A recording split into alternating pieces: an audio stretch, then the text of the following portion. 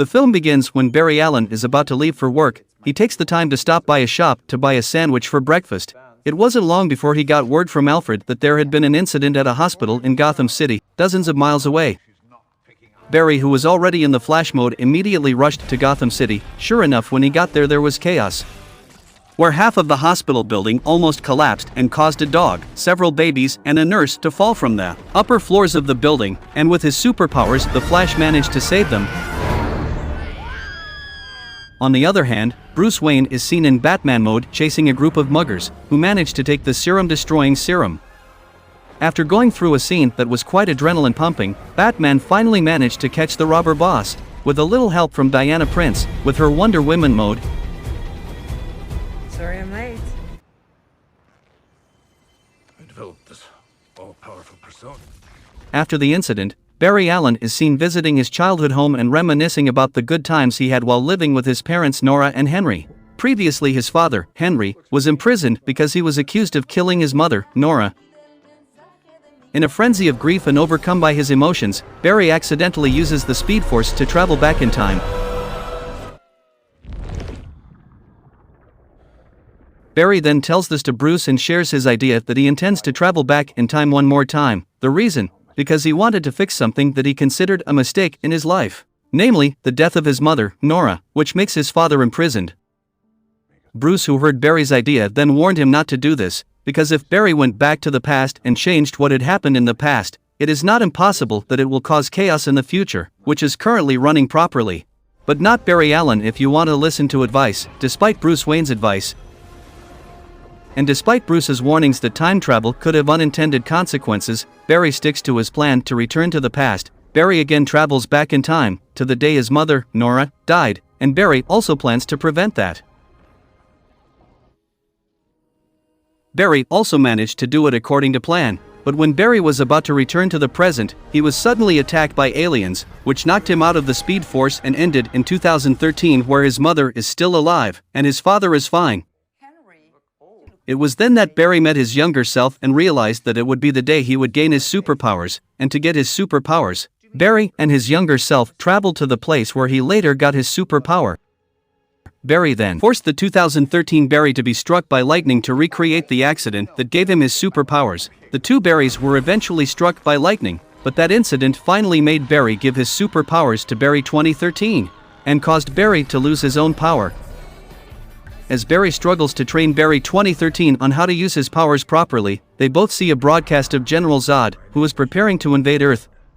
Barry, who knows that only Superman can defeat General Zod, tries to find Clark Kent the Superman. He also tries to get the rest of the Justice League to fight General Zod together, but Barry's efforts apparently did not. It works, because in this timeline the Justice League has not yet been formed.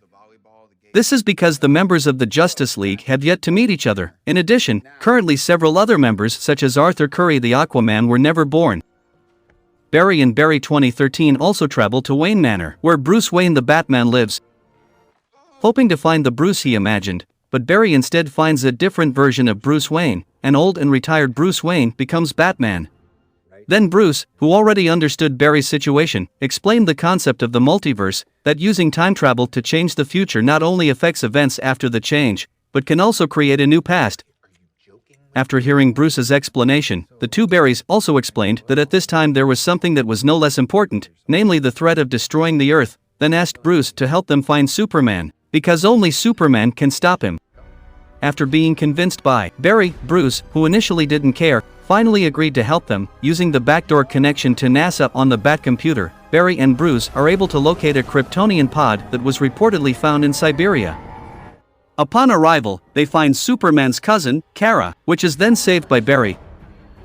Arriving at Bruce's place, Kara also explained who she really was. He is Superman's nephew, who was rushed to Earth in a capsule as a baby during the destruction of their planet, Kryptonite. Barry also persuaded Kara to help him fight General Zod, but Kara refused because she didn't want to save humanity, the reason being after what the humans had done to her. And Kara then chose to go find Superman. After Kara's departure, Barry asks Bruce to help him regain his powers by recreating the exact same accident in the laboratory when he was struck by lightning, but unfortunately after doing the experiment, they failed and even almost killed Barry. Kara, who feels indebted to Barry, flies Barry into a storm, then shortly after, Barry's body is struck by lightning, then later managed to revive his superpowers. Then Kara and Bruce join Barry's two men to fight Zod's army. Kara then confronts General Zod, where he learns that General Zod has intercepted baby Superman's escape capsule to retrieve the Codex, which is to be used to rebuild the planet Kryptonite. But it turns out that the Codex he was looking for was not in the baby Superman, and then General Zod killed the baby Superman. In other words, there was never a Superman or Clark Kent in that dimension. And it turns out that the Codex that General Zod is looking for is in Kara's body. A battle between Kara and General Zod ensues. After a very fierce battle, Zod manages to defeat and kill Kara and obtain the Codex from her blood, while Bruce also sacrifices himself in a failed attempt to bring down the Kryptonian ship. Knowing that both of his comrades had died, the two Barrys then traveled back in time to save their comrades, but it turned out that nothing could change the fate of the two's deaths.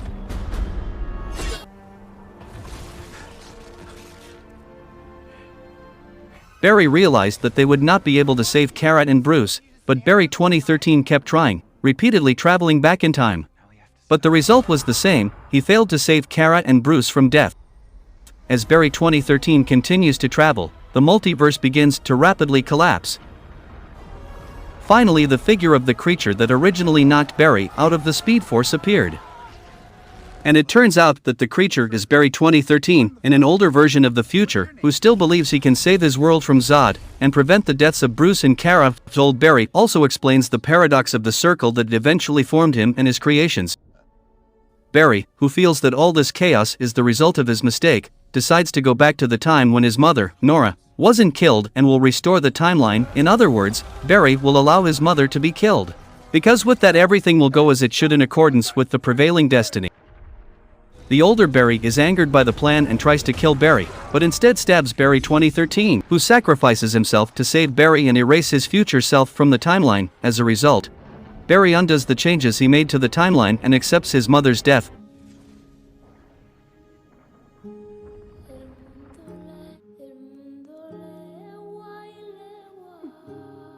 However, he makes small changes in the past, creating new evidence in the present that proves the father's, Henry, innocence. After returning to the present and helping free his father, Barry is contacted by Bruce, whose appearance has once again changed due to Barry's actions. What's wrong with you? Of all the plots of this film, there were many unexpected surprises, starting from Barry, who turned out to have a very heartbreaking life story, then was able to run into the past, the absence of Superman in other multiverses, to the appearance of two older versions of Bruce Wayne who actually played Batman in old films, namely, Michael Keaton and George Clooney. Yes, although originally when Barry met Michael Keaton's version of Bruce Wayne, I wished he had gone to Christian Bale's Batman multiverse, so the storyline was more interesting. But alas, that didn't happen.